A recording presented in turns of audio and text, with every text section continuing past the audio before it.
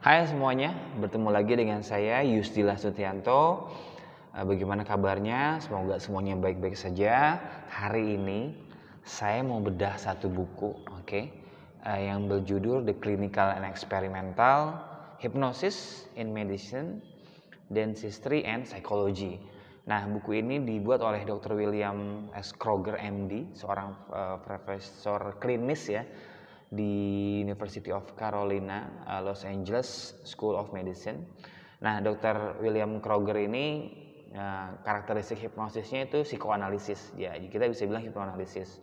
Nah, hari ini saya tertarik membahas tentang fenomena hipnosis yang natural atau yang ilmiah. Buku yang cukup tebal ini tidak akan semua saya bahas, hanya Dr. Kroger menemukan bahwa hipnosis adalah sesuatu yang terjadi setiap saat. Sebelum kita lanjut, jangan lupa like, komen, subscribe agar Anda mendapatkan informasi update perkembangan hipnosis di dunia melalui bedah-bedah buku. Dan saya juga akan nanti membahas tentang NLP, hipnosis atau coaching, atau terkait dalam dunia pemberdayaan diri, self improvement dan self development ya. Oke, sebelum kita lanjut, stay tune dan check it out.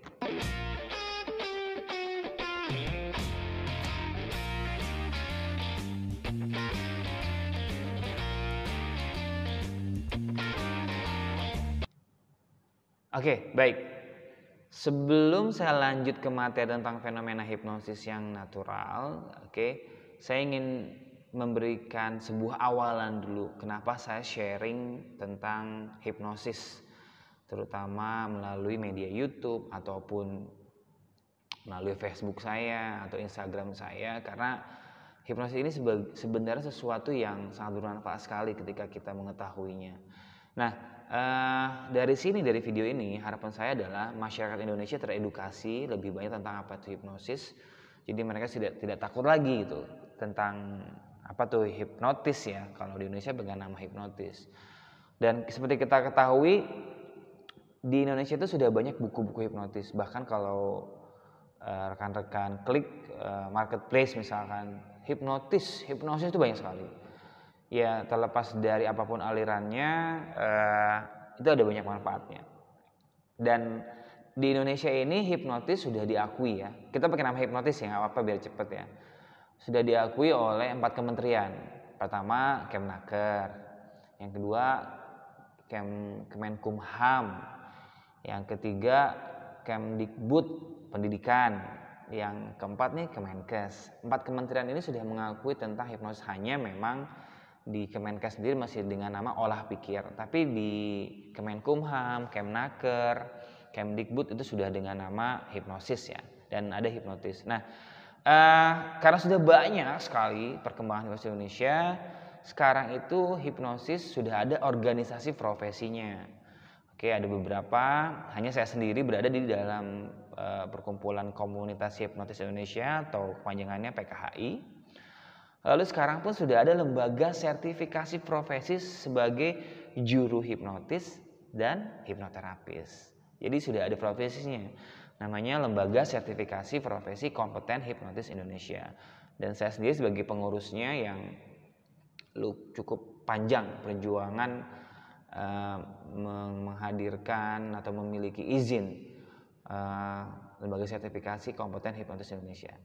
Nah, ini tujuan dari saya mengapa saya sharing agar masyarakat Indonesia teredukasi. Oke, kita lanjut. Hari ini seperti saya bilang, saya akan membahas tentang fenomena natural hipnosis ya, fenomena natural hipnosis yang terjadi secara alamiah. Jadi harapannya setelah nanti Anda lihat video ini, Anda menyadari bahwa aku ternyata sering terhipnosis ya. Ternyata hipnosis yang ada di masyarakat itu adalah penipuan. Karena aku tidak menyadari situasi itu, makanya aku tertipu. Tapi dengan cara mudah, saya bilang itu terhipnosis. Nah, nanti video ini akan saya bagi 2 bagian, kan terlalu panjang.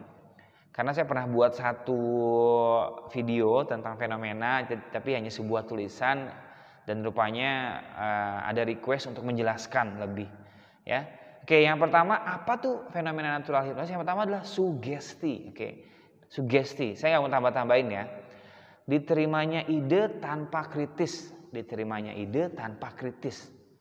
Ketika seseorang memberikan Anda ide, saran, pengaruh, lalu Anda menerimanya tanpa dikritisi, itu sudah sebagai fenomena hipnotik. Inilah yang terjadi dalam dunia pendidikan, hypnoteaching. Bagaimana kita menyiapkan anak menerima ide kita. Mereka siap fokus dalam hypnoselling, bagaimana mereka merekam data dari produk atau feature yang kita buat. Atau hypnopublic speaking, apapun itu. Bagaimana kita memberikan sugesti kepada orang lain tanpa dikritisi. That's it. Ini yang berkembang dari zaman Mesmer, zaman Braid, bahwa hipnosis adalah bagaimana seorang menerima pengaruh dari kita. Ya, yang pertama, diterimanya ide tanpa kritis, itu fenomena pertama. Yang kedua adalah seseorang siap menerima ide tanpa mengkritisinya. Jika sekarang saat ini Anda melihat video saya dan menyimak, lalu menyimpan dengan baik-baik informasi yang saya sampaikan, bahkan masuk ke dalam pikiran bawah sadar Anda, dan menjadi cara berpikir, menjadi paradigma berpikir, itu sudah menjadi bagian dari hipnosis. Fenomena natural hipnosis kedua adalah rapo atau keakraban, kesamaan. Ketika ada seorang yang punya perilaku sama dengan Anda, lalu ada nilai yang sama, ada identifikasi yang sama, atau ada figur otoritas yang punya pengaruh kepada Anda, itu adalah bagian dari fenomena hipnosis. Contoh nih, misalkan ada seseorang yang baru kenal dengan Anda, tapi kayaknya kok akrab banget. Orang ini pandai berkomunikasi, dia menyamakan pola bahasa Anda, dia menyamakan gestur Anda, lalu seakan-akan terasa akrab. Inilah terjadi di penipuan-penipuan di masyarakat. Ada orang kenal dengan Anda, lalu seakan-akan Anda dekat dengan orang itu, dan terjadilah keakraban, berbagi cerita, sharing, sampai nanti mungkin dalam hubungan-hubungan bisnis itu bisa terjadi. Jadi fenomena hipnosis yang natural adalah ketika terjadi keakraban dan kepercayaan, tentunya kepercayaan, keterhubungan. Nah, fenomena hipnosis yang selanjutnya adalah age regression atau age progression. Maksudnya apa age regression? Jadi ketika Anda termenung, misalkan termenung, lalu pikiran Anda kembali ke masa lalu, mengingat sebuah momen ketika kecil, ketika 9 tahun, lalu di situ ada siapa saja, lalu Anda ingat apa yang terjadi, pengalaman-pengalaman itu, Anda membayangkan. Atau age progression, Anda melihat ke depan, Anda membayangkan sesuatu di depan, Anda berhasil dalam kehidupan Anda memiliki seorang pasangan yang baik, gitu kan. Nah, ini dipakai dalam dunia hipnoterapi. Maksudnya apa? Ketika seorang dipandu ke imajinasinya, diajak rileks, lalu diminta mundur ke belakang, dipandu, dieksplorasi apa yang terjadi age regression. Lalu di masa lalu terjadi rekonsiliasi atau perbaikan cara pandang, pemaknaan ulang di masa lalu atau masa depan. Ini yang hipnoterapi ya. Tapi kenyataannya setiap hari kita dalam kondisi itu.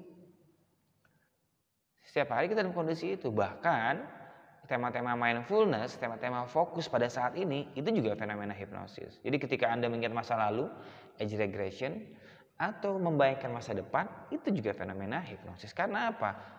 Informasi yang didapatkan dari pikiran bawah sadar, data yang diproses dari pikiran bawah sadar. Jadi fenomena hipnosis ketika Anda menggunakan data di pikiran bawah sadar Anda untuk hadir dalam pikiran Anda saat ini, itu adalah bagian dari fenomena hipnosis. Yang selanjutnya adalah revivification. Kualitas pengalaman di masa lalu berupa gambar, suara, dan lain-lainnya itu terkenang jelas. Misalkan apa? Anda dipandu untuk kembali ke masa lalu. Lalu di masa lalu itu Anda mengingat sebuah fenomena, sebuah kejadian. Di kejadian itu ada beberapa orang, lalu Anda ingat dia pakai baju apa, lalu Anda ingat dia mengatakan apa, lalu Anda juga ingat Anda saat itu sedang usia berapa tahun, pakai baju apa. Jadi kualitas ini yang Anda ingat namanya revivification. Inilah yang digunakan dalam hipnoforensik. Bagaimana seorang mengingat sebuah kejadian, lalu apa yang dikatakan, apa yang dilihat, apa yang didengar, dia mau melakukan apa, tendensinya. Itu adalah ilmiah sekali.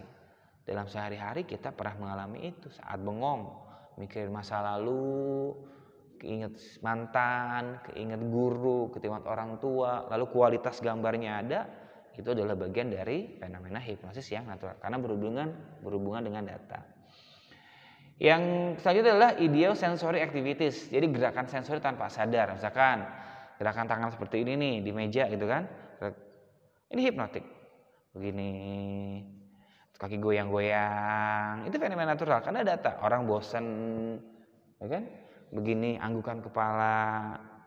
Kalau dalam hipnoterapi gerakan seperti iya atau tidak, itu kan pikiran bawah sadar. Jadi gerakan-gerakan halus dari sensori kita, dari tangan kita yang merupakan informasi dari pikiran bawah sadar. Garuk-garuk, ini hipnotik. Kan informasi dari pikiran bawah sadar. Oke, ada juga begini nih yang kata orang sih manipulasi, begini. Nah, ini gerakan-gerakan informasi dari pikiran bawah sadar. Apa sih yang sedang dipikirkan dan dari tangan dimunculkan. Idiosensory activities. Atau kayak saya nih gerakan kaki ini goyang-goyang ya. Selanjutnya adalah halusinasi. Oke, ada positive hallucination, ada negative hallucination. Sesuatu yang kita pikirkan negatif. Halusinasi itu fenomena hipnosis. Bahkan ada skala yang mengatakan bahwa halusinasi itu bukan cuma sekedar positif dan negatif gitu. Jadi ketika kita bisa bersifat audio hallucination, ada visual hallucination, ada kinesthetic hallucination bisa ada. Oh, orang seakan-akan dipegang, lalu ke sebuah tempat membayangkan sesuatu. Hallucination meskipun ada beberapa orang yang memang memiliki keahlian itu, meskipun ada beberapa orang yang memiliki gift itu, tapi dalam kajian bukunya Kroger itu disebut dengan hallucination dan itu adalah bagian dari hipnosis. Jadi itu fenomena ilmiah ya. Oke, yang selanjutnya adalah time distortion, short or long. Waktu yang terasa lama banget. Waktu yang terasa dekat, cepat banget. Ini juga fenomena hipnosis. Ya, jadi pernah nggak Anda misalkan bawa motor atau bawa mobil, lalu Anda memikirkan sesuatu, terjadi disasosiasi berpikir, oh kok udah sampai rumah nih? Atau ketika Anda banyak pikiran, nggak fokus, nggak mindfulness, kayaknya lama banget. Atau di kereta api gitu kan? Di kereta api, kayak saya karena saya suka baca buku, saya baca buku. Ketika saya menikmati buku, fokus saya ke buku, tiba-tiba udah sampai dengan tujuan. Time distortion. Nah, ini adalah kekuatan hipnoterapis gitu ya. Jadi kalau rekan-rekan pernah ke hipnoterapis, dia akan selalu mengatakan bahwa bayangkan Anda di sebuah tempat di masa lalu, ya kan? Dia meminta kita untuk membayangkan, memandu imajinasi kita. Oke. Bayangkan Anda di masa depan, rasakan. Itulah fenomena hipnosis ya. Time distortion, waktu. Nah, ini digunakan oleh para hipnotis dan Anda pun setiap hari mengalaminya. Yang selanjutnya adalah fenomena jatuh cinta. Siapa yang gak pernah jatuh cinta? Fenomena jatuh cinta adalah fenomena alamiah hipnotik. Maksudnya apa? Misalkan gini nih, Anda punya seseorang gebetan lah, cem-ceman lah, atau seseorang yang Anda sukai. Lalu Anda melihat tasnya saja, udah bahagia. Atau ketika lewat rumahnya, udah bahagia banget. Kan nggak logis kan? Memang hipnosis berhubungan sesuatu yang tidak rasional, irasional hipnosis itu. Ya, jadi fenomena hipnotik terjadi setiap saat. Jatuh cinta atau olahraga lah. Orang tahu apa itu manfaat olahraga. Logikanya kalau orang olahraga itu sehat. Tapi nggak semua juga orang suka berolahraga. Itu fenomena hipnotik. Ya, masih ada area kritis.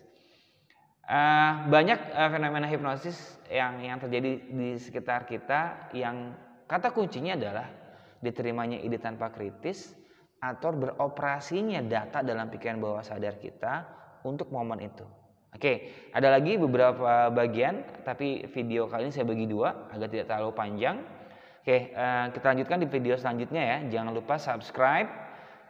Terima kasih sudah menonton video ini. Share jika bermanfaat. Wassalam.